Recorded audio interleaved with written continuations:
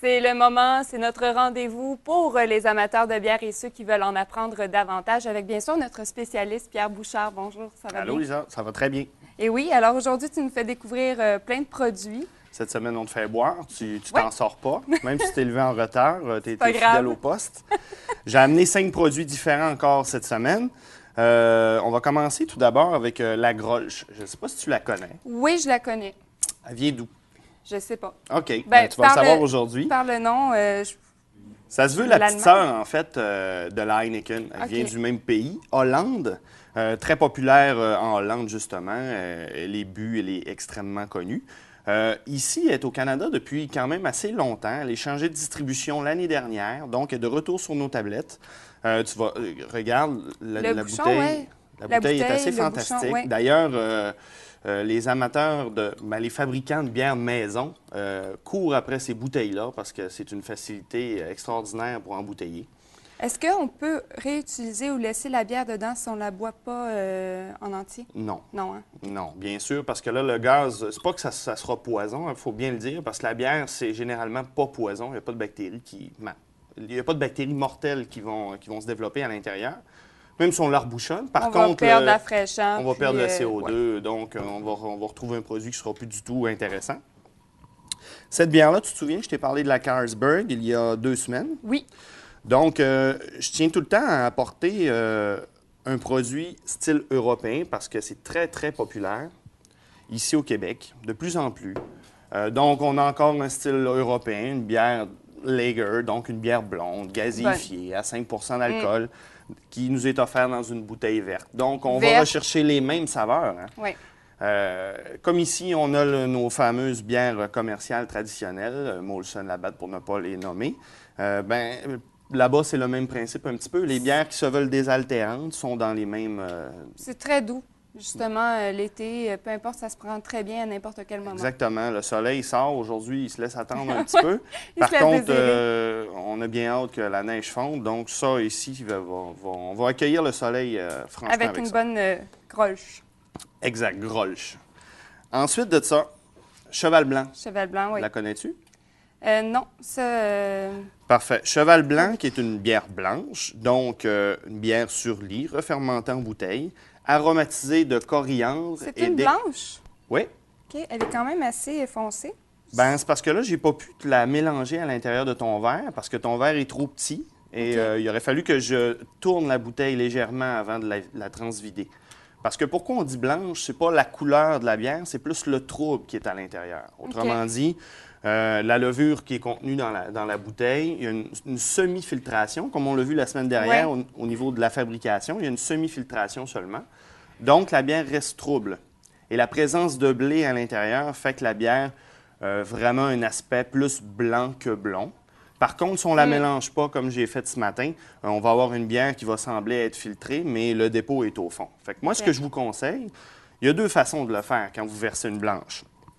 C'est soit vous tournez légèrement votre bouteille à 45 degrés avec le fond de la bouteille vers le haut et vous la tournez légèrement pour ensuite la retourner. Pour bien mélanger. Pour bien mélanger, pour boire directement la bouteille. Ou si vous avez un verre, vous en versez la moitié.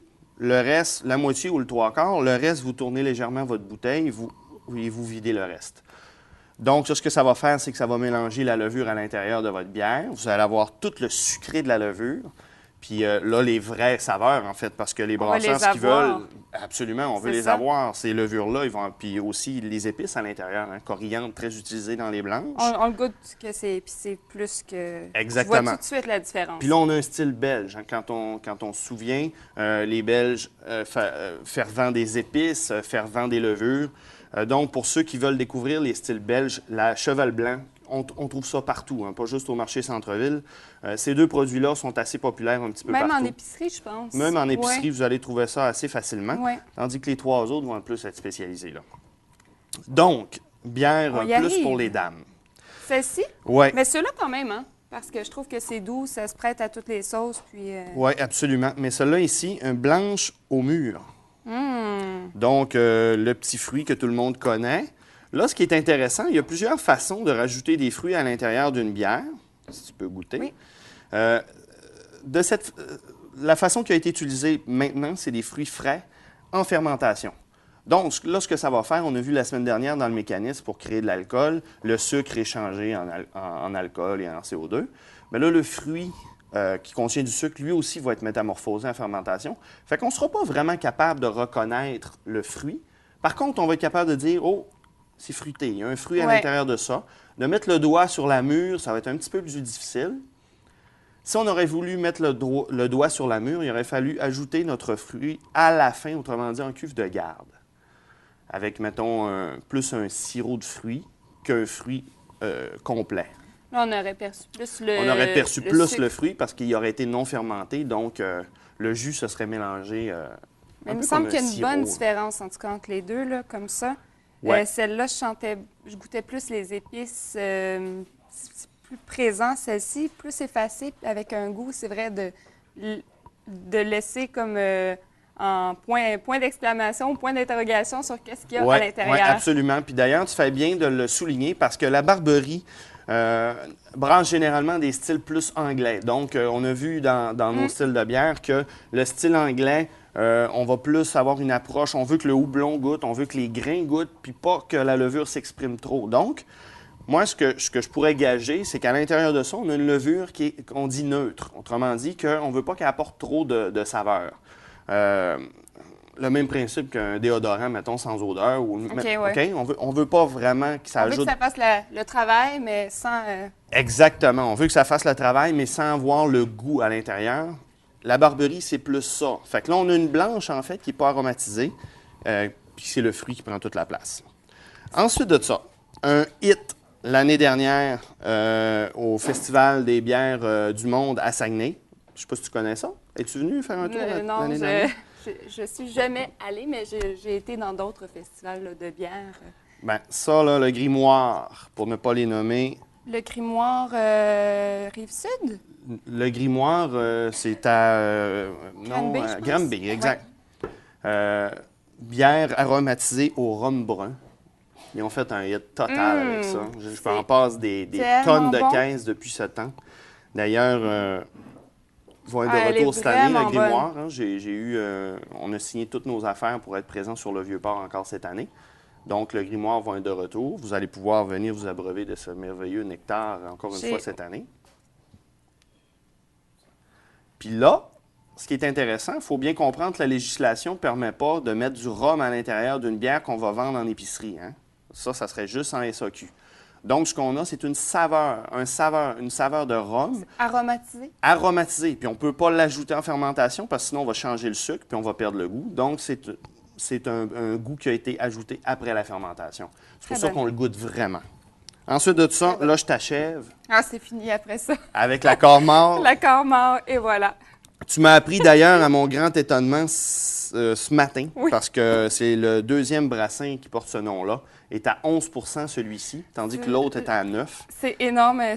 C'est rare, hein, les bières qui ont des taux d'alcool aussi élevés. Bien, c'est rare de ce qu'on est habitué de boire. Par contre, si on voyage à travers le monde, c'est loin d'être rare parce qu'il y a plusieurs styles puis de plus en plus, on en retrouve sur nos tablettes. Un barley wine. Un barley wine, c'est une bière style vin d'orge. Donc, une bière très costaud, très caramélisée. Mais ce qu'elle a de particulière, c'est que tout le grain est fabriqué et pris sur les îles.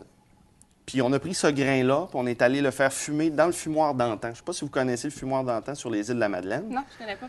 On suspend le hareng dans une espèce de grange rouge. On est allé porter le grain à l'intérieur de cette grange-là. Fait qu'on a une saveur fumée, saline presque. Puis on a pris une partie de ce grain-là pour faire cette bière-là, qui est un vin d'orge. Une bière exceptionnelle. Peut-être qu'il te fait je la trouve particulière, puis j'ai de la difficulté à savoir si j'aime ou j'aime pas. D'accord. Je trouve ça fort. Tu sais, je sens vraiment l'alcool, mais je peux pas dire que je trouve ça mauvais, par exemple. Bien, peut-être que, premièrement, il ne faut pas prendre ça comme une bière de tous les jours. Hein. On va plus la prendre comme digestif. Moi, je vous suggère un ballon, style cognac. Oui, c'est ça. Exact. Puis on dirait que ça s'apparente. Je ne sais pas pourquoi. Absolument. Il y a quelque chose qui... Bien, l'alcool nous fait dire ça. Le côté très alcoolisé, sucré, un peu à la limite. Donc, sortez ça du frigo peut-être une demi-heure, 45 minutes avant de le servir à vos invités. Une bouteille pour 4-5 personnes, ça va être suffisant. Je pense que c'est suffisant, si oui. vous êtes on vraiment veut pas amateur, avoir de corps mort sur notre table. Absolument. Écoute, Pierre, c'est tout le temps vraiment un rendez-vous fort intéressant, là, tes chroniques. On se revoit la semaine prochaine. Parfait. La semaine prochaine, ça va être plus technique. On va essayer d'y aller plus technique la semaine prochaine, suivre notre tradition à venir à date. Puis éventuellement, c'est ce que je te mentionnais, les gens vont pouvoir aussi te suivre sur Facebook. Ça va être intéressant. Merveilleux. Merci, Pierre. Bye bye.